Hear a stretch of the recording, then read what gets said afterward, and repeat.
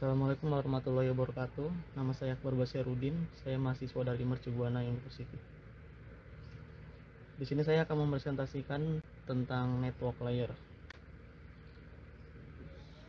Pertama, network layer. Network layer adalah lapisan jaringan atau OSI layer 3, menyediakan layanan untuk memungkinkan perangkat akhir untuk bertukar data di seluruh jaringan. Seperti yang ditunjukkan pada gambar IP versi 4 dan IP versi 6 adalah protokol komunikasi lapisan jaringan prinsip. Protokol lapisan jaringan lainnya termasuk protokol routing seperti open, shortest, path first, dan protokol pesan seperti Internet Control Message Protocol. Untuk mencapai komunikasi ujung ke ujung melintasi batas-batas jaringan, protokol lapisan jaringan melakukan 4 operasi dasar. Yang pertama adalah addressing end device, yang kedua encapsulation, yang ketiga routing, yang keempat de-encapsulation. Berbeda dengan layer transport yang mengelola transport data antara proses yang berjalan pada host protokol, komunikasi layer jaringan menentukan struktur paket dan pemrosesan yang digunakan untuk membawa data dari satu host ke host lain.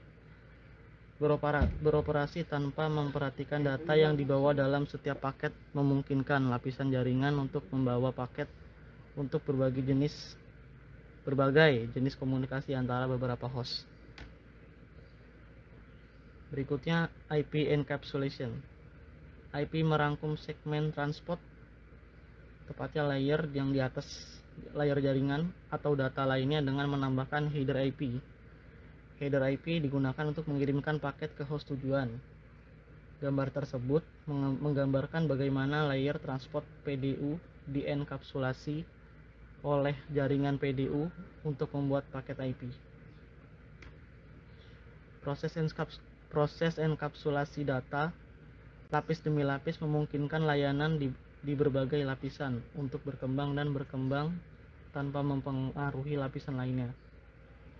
Ini berarti segmen lapisan transport dapat dengan mudah dikemas oleh IPv4 atau IPv6 atau dengan protokol baru yang mungkin dikembangkan di masa depan. Header IP diperiksa oleh perangkat layer 3 saat melakukan perjalanan melintasi jaringan ke tujuannya. Penting untuk dicatat bahwa informasi pengalamatan IP tetap sama sejak paket meninggalkan host sumber sampai tiba di host tujuan, kecuali ketika diterjemahkan oleh perangkat yang melakukan terjemahan alamat jaringan untuk IPv4. Router mengimplementasikan protokol routing untuk meruterkan paket antar jaringan. Peruteran yang dilakukan oleh perangkat perantara ini memeriksa lapisan jaringan yang menangani di header paket. Dalam semua kasus, bagian data paket, yaitu PDU, lapisan transport yang dienkapsulasi atau data lainnya, tetap tidak berubah selama proses lapisan jaringan. Berikutnya adalah karakteristik of IP. IP dirancang sebagai protokol dengan overhead rendah. Ini hanya menyediakan fungsi-fungsi yang diperlukan untuk mengirimkan paket dari sumber ke tujuannya melalui sistem jaringan yang saling berhubungan.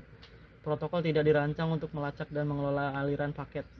Fungsi-fungsi ini jika diperlukan dilakukan oleh protokol lain pada layer lain, terutama TCP pada layer 4. Ini adalah karakteristik dasar IP.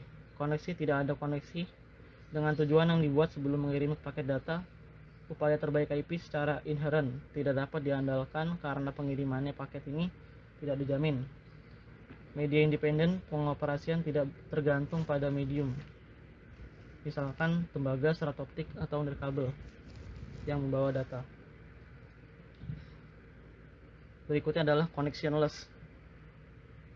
IP tanpa koneksi artinya tidak ada koneksi end-to-end khusus dibuat oleh IP sebelum data dikirim.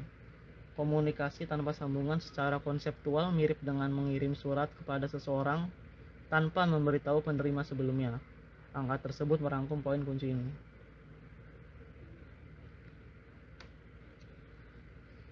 Komunikasi data tanpa koneksi bekerja dengan prinsip yang sama.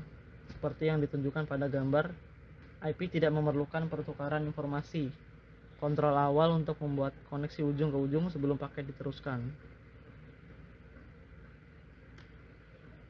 Berikutnya adalah base effort. IP juga tidak memerlukan bidang tambahan di header untuk mempertahankan koneksi yang sudah ada. Proses ini sangat mengurangi overhead IP. Namun, tanpa koneksi end-to-end yang ditetapkan sebelumnya, pengirim tidak mengetahui apakah perangkat tujuan hadir dan berfungsi saat mengirim paket, juga tidak mengetahui apakah tujuan menerima paket, atau jika perangkat tujuan dapat mengakses dan membaca paket. Protokol IP tidak menjamin bahwa semua paket yang dikirim pada kenyataannya diterima. Gambar tersebut menggambarkan karakteristik pengiriman protokol IP yang tidak dapat diandalkan atau upaya terbaik. Berikutnya adalah media independen. Tidak dapat diandalkan berarti bahwa IP tidak memiliki kemampuan untuk mengelola dan memulihkan dari paket yang tidak terkirim atau rusak. Ini karena walaupun paket IP dikirim dengan informasi tentang lokasi pengiriman, mereka tidak mengandung informasi yang dapat diproses untuk memberitahu pengirim apakah pengirimannya berhasil. Paket dapat tiba di tujuan rusak, tidak berurutan, atau tidak sama sekali. IP tidak memberikan kemampuan untuk transmisi ulang paket jika terjadi kesalahan. Jika paket out of order dikirimkan atau paket tidak ada, maka aplikasi yang menggunakan data atau layanan lapisan atas harus menyelesaikan masalah ini. Ini memungkinkan IP berfungsi sangat efisien. Dalam rangkaian protokol TCP/IP, keandalan adalah peran protokol TCP pada lapisan transport. IP beroperasi secara independen dari media yang membawa data di lapisan bawah tumpukan protokol. Seperti yang ditunjukkan pada gambar, paket IP dapat dikomunikasikan sebagai sinyal elektronik melalui kabel tembaga, sebagai sinyal optik melalui serat, atau secara nirkabel sebagai sinyal radio. Diagram menunjukkan topologi jaringan di dalam cloud dengan paket yang melakukan perjalanan melakukan berbagai jenis media antara dua host. Paket IP ditampilkan bergerak antara host dan router melalui koneksi Ethernet tembaga. Router pertama terhubung ke router kedua melalui koneksi serial tembaga. Paket IP ditampilkan bergerak antara router kedua dan router ketiga melalui koneksi serat optik. Router ketiga terhubung ke router 4 yang merupakan router nirkabel. Paket IP ditampilkan bergerak antara router keempat dan host melalui koneksi nirkabel. Lapisan data link OSI bertanggung jawab untuk mengambil paket-paket IP dan mempersiapkannya untuk transmisi melalui media komunikasi. Ini berarti bahwa pengiriman paket IP tidak terbatas pada media tertentu. Namun ada satu karakteristik utama dari media yang dipertimbangkan oleh lapisan jaringan ukuran maksimum PDU yang dapat diangkut oleh masing-masing media. Karakteristik ini disebut sebagai unit transmisi maksimum atau MTU. Bagian dari komunikasi kontrol atasan antara lapisan data link dan lapisan jaringan adalah pembentukan ukuran maksimum untuk paket. Lapisan tautan data meneruskan nilai MTU ke lapisan jaringan. Lapisan jaringan kemudian menentukan seberapa besar paket bisa. Dalam beberapa kasus, perangkat perantara, biasanya router, harus membagi paket IPv4 saat meneruskannya dari satu media ke media lain dengan MTU yang lebih kecil. Proses ini disebut memecah paket atau fragmentasi. Fragmentasi menyebabkan latensi. Paket IPv4 tidak dapat difragmentasi oleh router. Berikutnya adalah IPv4 paket header. IPv4 adalah salah satu protokol komunikasi lapisan jaringan utama. Header paket IPv4 digunakan untuk memastikan bahwa paket ini dikirim ke pemberhentian berikutnya dalam perjalanan ke perangkat akhir tujuan. Header paket IPv4 terdiri dari bidang yang berisi informasi penting tentang paket. Bidang-bidang ini berisi angka biner yang diperiksa oleh proses layer 3. Berikutnya adalah IPv4 paket header field. Nilai-nilai biner dari masing-masing bidang mengidentifikasi berbagai pengaturan paket IP. Diagram tajuk protokol yang dibaca dari kiri ke kanan dan dari atas ke bawah menyediakan visual untuk merujuk ketika membahas bidang protokol. Diagram header protokol IP pada gambar mengidentifikasi bidang paket IPv4. Bidang signifikan di header IPv4 meliputi yang berikut. Pertama adalah version, berisi nilai biner 4 bit. Dua adalah differentiated service of diffserve. Yang ketiga adalah header checksum. Yang keempat adalah time to live. Yang keempat adalah protokol. Yang kelima adalah source IPv4 address. Yang keenam adalah destination IPv4 address. Dua bidang yang paling sering dirujuk adalah sumber dan alamat IP tujuan. Bidang-bidang ini mengidentifikasi dari mana paket itu berasal dan kemana ia pergi. Biasanya alamat-alamat ini tidak berubah saat berpergian dari sumber ke tujuan. Bidang internet header length, total length dan header checksum digunakan untuk mengidentifikasi dan memvalidasi paket. Bidang lain digunakan untuk menyusun ulang paket yang terfragmentasi. Secara khusus, paket IPv4 menggunakan bidang identifikasi, bendera, dan offset fragmen untuk melacak fragmen. Router mungkin harus memecah-mecah paket IPv4 saat meneruskannya dari satu medium ke medium lain dengan MTU yang lebih kecil. Berikutnya adalah limitation of IPv4. IPv4 masih digunakan sampai sekarang. Topik ini adalah tentang IPv6 yang pada akhirnya akan menggantikan IPv4. Untuk lebih memahami mengapa, Anda perlu mengetahui protokol IPv6. Ada baiknya mengetahui batasan IPv4 dan keuntungan IPv6. Selama bertahun-tahun, protokol dan proses tambahan telah dikembangkan untuk mengatasi tantangan baru. Namun, dengan perubahan, IPv4 masih memiliki 3 masalah utama, yaitu adalah penipisan alamat IPv4. Yang kedua adalah kurangnya konektivitas ujung ke ujung. Yang ketiga adalah kompleksitas jaringan yang meningkat. Berikutnya, IPv6 overview. Pada awal tahun 1990-an, Satuan Tugas Teknik Internet mulai khawatir tentang masalah dengan IPv4 dan mulai mencari penggantinya. Kegiatan ini mengarah pada pengembangan IP versi 6. IP versi 6 mengatasi keterbatasan IPv4 dan merupakan peningkatan yang kuat dengan fitur yang lebih sesuai dengan tuntutan jaringan saat ini dan yang akan datang. Perbaikan yang disediakan IPv6 meliputi: pertama adalah peningkatan ruang alamat.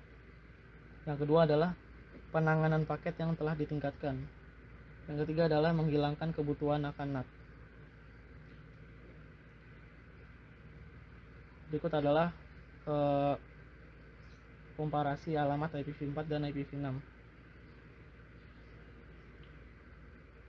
Berikutnya adalah IPv4 packet header fields in the IPv6 packet header. Salah satu peningkatan desain utama IPv6 atas IPv4 adalah header IPv6 yang disederhanakan.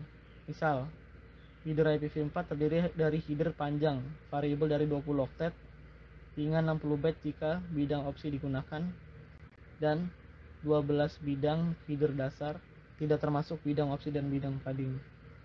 Untuk IPv6, beberapa bidang tetap sama, beberapa bidang telah mengubah nama dan posisi, dan beberapa bidang IPv4 tidak lagi diperlukan, seperti yang disorot dalam gambar.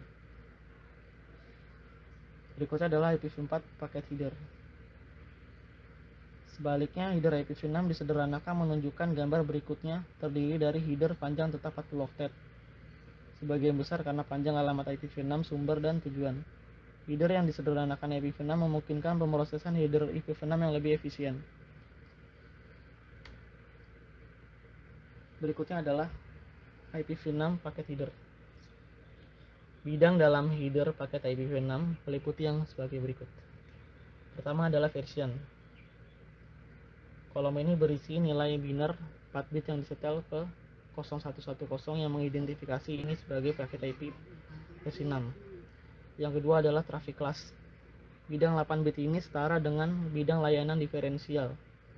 Yang ketiga adalah flow label. Bidang 20 bit ini menunjukkan bahwa semua paket dengan label aliran yang sama menerima jenis penanganan yang sama oleh router. Yang keempat adalah payload length. Bidang 16 bit ini menunjukkan panjang bagian data. Yang kelima adalah next header. Bidang 8 bit ini setara dengan bidang protokol IPv4. Yang keenam, hop limit. Bidang 8 bit ini menggantikan bidang IPv4 time to live.